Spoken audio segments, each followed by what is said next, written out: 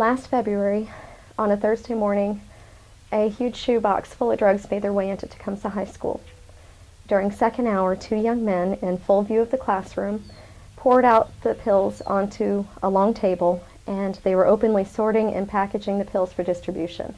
It was about 10:30 after the third call to the emergency room that we decided to take him in. So we took him, and it was there that he admitted to having taken a methadone pill. Cole was tested. They tested his urine, his blood. They gave him fluid and a medication to stop him from vomiting, and they did an EKG to make sure that his heart was fine. Each time, he reassured me everything was fine, and prior to discharge, he told me, and I quote, that Cole was out of the danger zone. So we tucked him into bed, and it was about 1:30 later on that afternoon that I went in to wake him up, and as soon as I walked in the door, I saw his foot peeking out from his blanket, and I noticed the bruising. And it's not the type of bruise you get when you bump into a wall or you hit yourself on a piece of furniture. It's called mottling, and the only way you get mottling is if there's a lack of circulation. So seeing his foot, I knew that there was something wrong. So I look at his face, and his face is white and his lips are blue. So I rush to the bed, and I grab his wrist, and I'm trying to feel for a pulse, and I'm not feeling anything. And I'm feeling his neck, and I'm feeling his leg, and my mind is telling me that there's no pulse, but my heart is not willing to accept this, because this is the child that I prayed for before conception. This is the child that was my direct answer to prayer, and how could it possibly be that he was dead? And they worked on Cole for over an hour, and they transported him down to Children's. So we followed, and as soon as we got there, they pulled us into a room. And when they don't take you to your child, you know as soon as they put you in that room. And two doctors sat us down, and they told us the words that you never, ever thought you would hear. They told us that our son had died.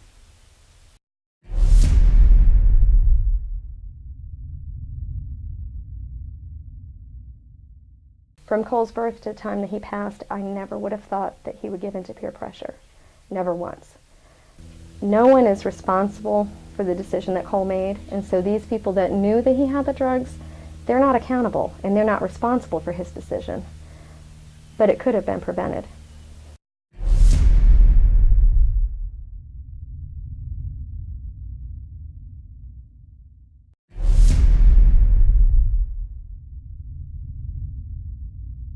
The prescription drug take-back box in the Public Safety Building is prominently placed in the lobby and available as a collection site around the clock for unused and unwanted medications. Chief Moody states the primary purpose of the drug take-back box is to collect opiates and controlled prescription medications.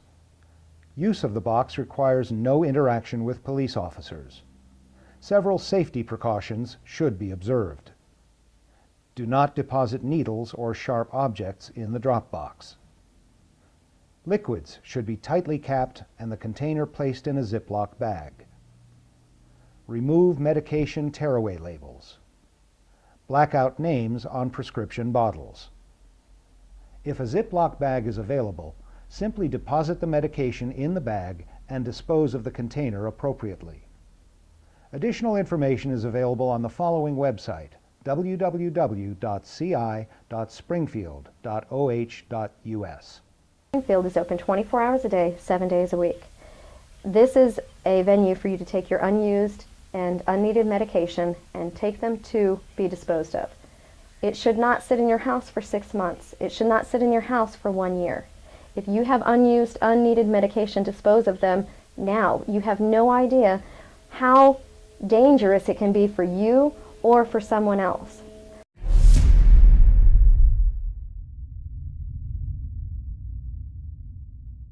The city water treatment process is designed to remove and break down organic or natural material. Many pharmaceuticals are not naturally occurring and pass through the treatment process to the receiving stream. In Springfield's case, the receiving stream is the Mad River. Studies show that these materials are becoming bioaccumulative, meaning they either don't break down or they break down so slowly that their concentrations are building up in the water and the sediments. In watersheds with dense human populations, scientists have found these materials to be affecting the water ecology, particularly as reproductive disparities. In addition, for communities where the water supply is derived from surface waters, such as lakes, reservoirs, or rivers, these products are showing up in the drinking water at low concentrations. The goal of these take-back programs, such as the drug drop boxes, is to prevent these concentrations from getting worse. Drug boxes can be used for anything. They don't have to just be for prescription drugs.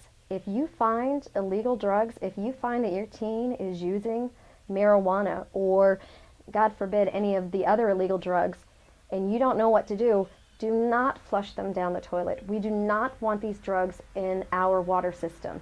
We don't want them left for another child or another adult to take. Get rid of them. This mobile incinerator was specifically designed for the safe and efficient disposal of confiscated drugs and was provided by Clark County Prosecutor Andy Wilson for use by area law enforcement entities. Once the incinerator reaches the appropriate temperature, 2 high-velocity electric blowers create a cyclone of intense heat, eliminating illicit drugs quickly and complexly. The volume of material is reduced to an average of 1% ash. Non-combustible drug paraphernalia is sterilized by heat and can be disposed of safely. Nothing harmful escapes the incinerator into the atmosphere. He would burst into the room and grab me from behind and lay his head on my shoulder. And that's what I miss the most.